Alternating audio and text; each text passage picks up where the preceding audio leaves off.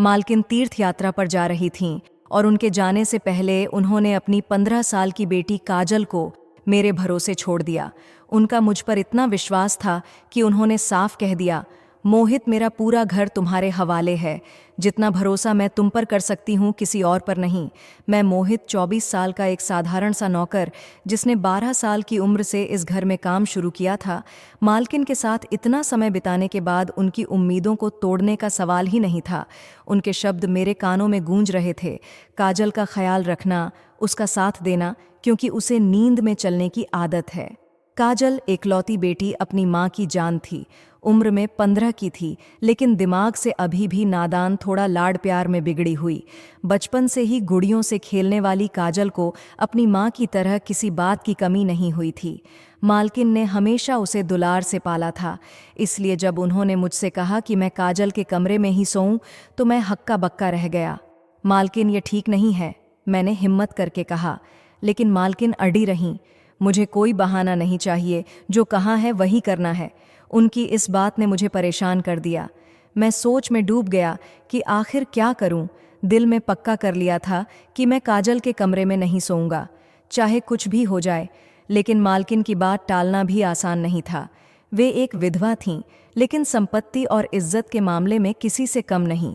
उनके पति का सालों पहले एक हादसे में निधन हो गया था, जब काजल के जन्म में कुछ ही महीने बचे थे। मालिक का जाना मालकिन के लिए किसी बड़े सदमे से कम नहीं था। कई दिनों तक वे बात बात पर रोतीं, लेकिन वक्त के साथ उन्होंने खुद को संभाल लिया और पूरी जिम्मेदारी अपने कंधों पर ले ली। मालकिन के जाने के बाद मैंने राहत की सांस ली। पहली बार लगा जैसे घर में थोड़ी आज़ादी मिली हो। सोफे पर जाकर बैठ गया, जो कि मैंने पहले कभी नहीं किया था। टीवी का रिमोट उठाकर चैनल बदलने लगा। तभी काजल कमरे में आई।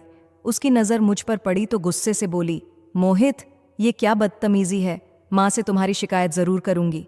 मैं तुरंत सीधा बैठ गया और हाथ जोड़कर कहा, छोटी बीवी, प्लीज़ ऐसा मत करना। काजल ने रिमोट छीन लिया और खुद टीवी देखने लगी। जब तक माँ घर पर नहीं है, इस घर की मालकिन मैं हूँ, उसने ठंडे लहजे में कहा। उसकी बात सुनकर मैं चुपचाप वहाँ से हट गया। अगले कुछ दिनों में मुझे समझ आ गया कि काजल के साथ तालमेल बैठाना आसान नहीं होगा। हर बात पर उसकी अपनी ही धुन थी। कभी पढ़ाई का बहाना बनाकर कमरे में बंद हो जाती, तो कभी खाने के वक्त नखरे दिखाती। एक रात की बात है, मैं हॉल में बैठा था, जब अचानक काजल का कमरा खुला और उसने मुझे अंदर आने को कहा। सोने का वक्त हो गया है, उसने मुस्कुराते हुए कहा। मैं थोड़ा हिचकिचाया, लेकिन फिर उसके इशारे पर कमरे में चला गया। वहाँ का माहौल बिल्कुल शांत था। काजल ने कहा, डरने की ज़रूरत नहीं है, माँ ने जो कहा है वही करो।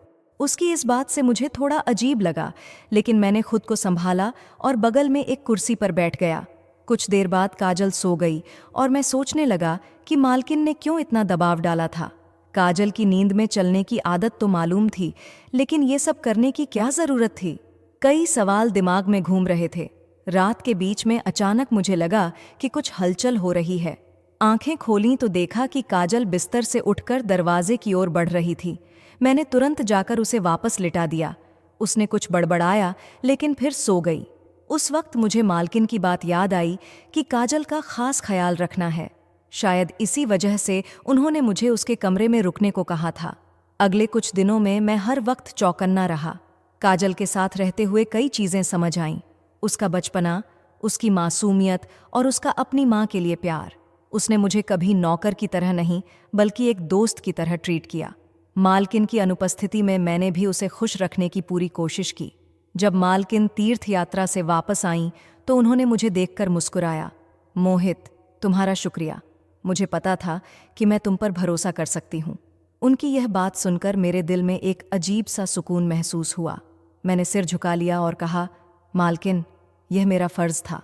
उस दिन मुझे समझ आया कि भरोसा एक बहुत बड़ी जिम्मेदारी होती है। मालकिन का मुझ पर जो विश्वास था, उसे मैंने टूटने नहीं दिया। काजल भी अब समझदार हो गई थी और हमारी आपसी समझदारी ने उस वक्त को अच्छे से निकाल दिया था। मैंने सीने पर हाथ रखा और सर झुका। जी जी, क्यों नहीं छोटी। मालकिन जैसा आप हुक्म, अंदर से मेरा तो जल के ही रह गया था। मेरा कभी भी मालकिन की बेटी से 1 मिनट भी नहीं बनती थी। हर वक्त बचकानी हरकतें करती रहती थीं और मैं इसकी हरकतों से परेशान हो जाता था। वह मुझे बाजार के कई चक्कर लगवाती थी। कहती थी कि तुम ही मेरे लिए सामान लाओगे, ड्राइवर नहीं जाएगा, ना ही कोई दूसरा नौकर। मालकिन भी उसे कुछ नहीं कहती थी, क्योंकि वह उनकी लाडली बेटी थी। मुझे ही कहती थी, जाओ मोहित, जो मालकिन कहती है वह कर दो। चाय का कप नौकर लेकर आया तो मुझे ऐसा खड़ा देकर अजीब सी हंसी मुझ पर हंसा था। कहने लगा, भी तो बड़ा रोब जमा रहा था, आ गया ना अपने औकात में। मुझे उसे घूर कर खा जाने वाली नज़रों से देखने लगा था। उसने चाय का कप टेबल पर रखा। जो चाय मैंने पीनी थी वह बड़े मज़े से काजल पी रही थी। ऐसे ही पूरा दिन इधर उधर के कामों में ही गुजर गया। जैसे ही हुई मैं अपने क्वार्टर में जाने लगा तो काजल कहने लगी, तुम कहाँ जा रहे हो? मोहित माँ ने कहा था कि तुम मेरे कमरे में ही सोओगे।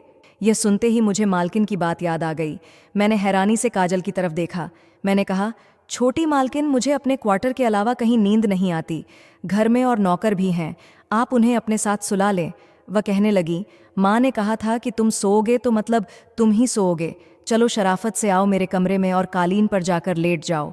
मैं कमरे में आ तो गया था, लेकिन मुझे अजीब सी बेचैनी शुरू हो गई थी।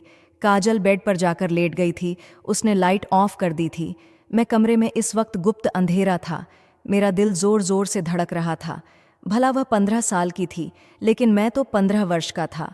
मुझे किसी भी एक बात याद आने लगी थी जो मैंने कहीं बाहर सुनी थी कि जहाँ एक मर्द और एक औरत हो तो वहाँ तीसरा शैतान होता है।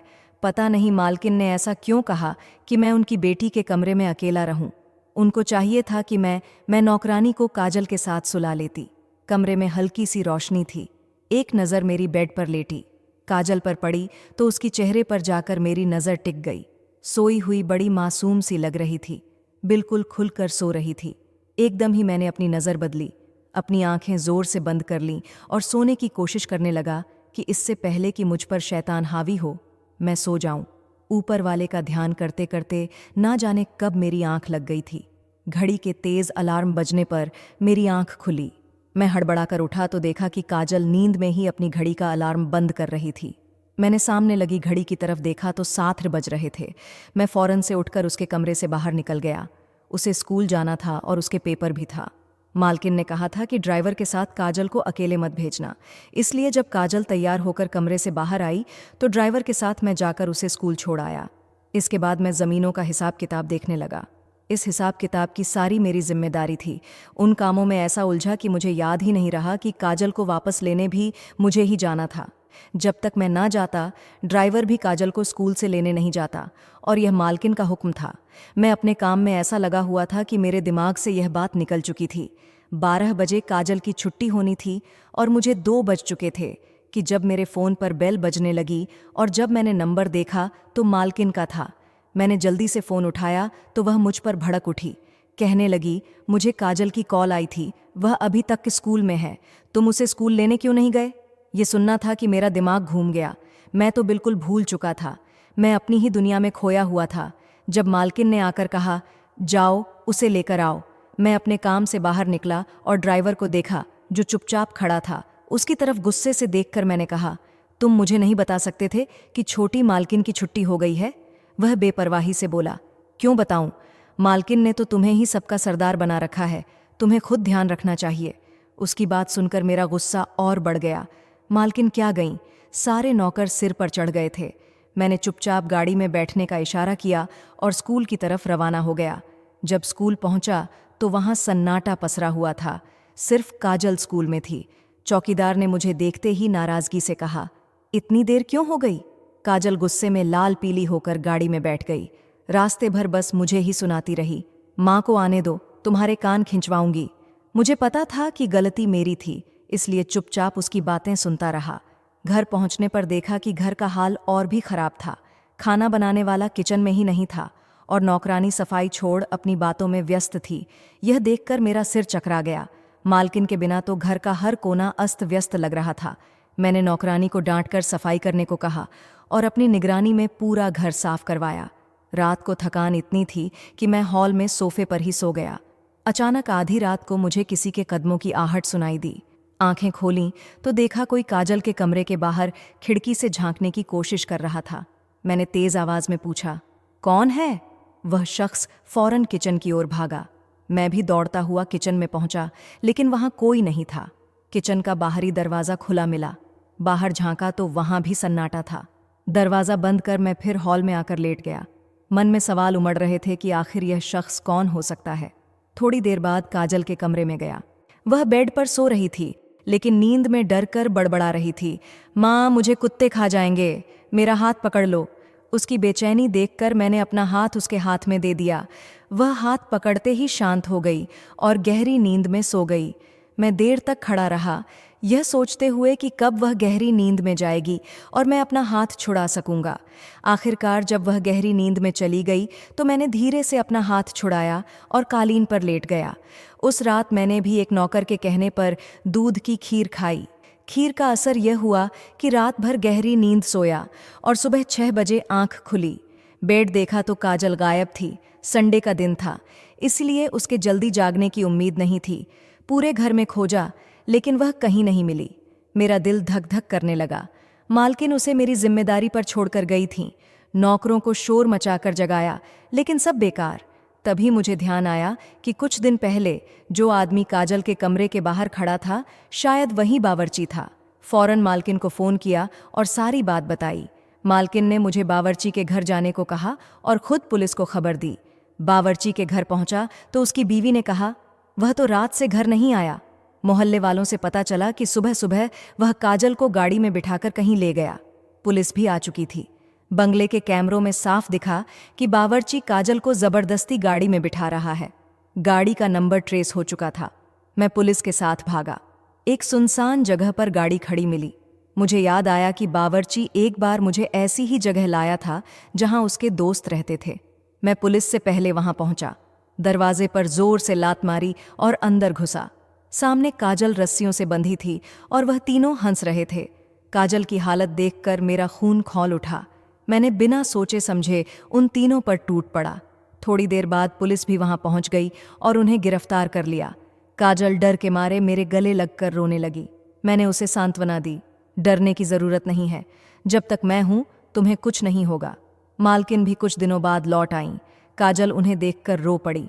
मालकिन ने मुझे गले लगाते हुए कहा, मुझे तुम पर पूरा भरोसा था।